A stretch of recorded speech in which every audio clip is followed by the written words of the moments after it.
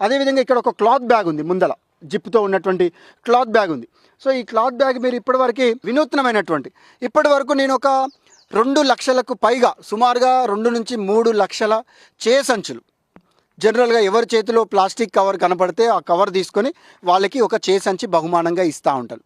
ఆ సందర్భంలో అందరూ ఏం చెప్తారంటే, మరి ఎందుకు కవర్ వాడుతున్నారండి, సంచి తెచ్చుకోలేదు అంటే, మేము అనుకోకుండా వచ్చాము, కనిపించినవి కొన్నామంటారు.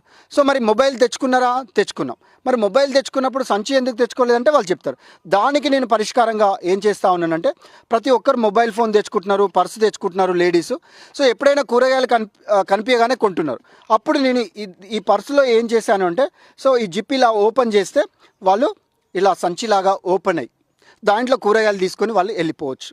అంటే మళ్ళీ ఇంటికి వెళ్ళగానే కూరగాయలు తీసి మనం అక్కడ పెడతాం, మళ్ళీ మొబైల్ ఫోన్ తీసుకుంటాం, పైసలు తీసుకుంటాం, మళ్ళీ బయటికి వెళ్ళేటప్పుడు యాజ్ యూజువల్గా ఏం తెలియనట్టుగా మామూలుగా పర్సు పట్టుకొని వాళ్ళు బయటికి బయలుదేరుతారు.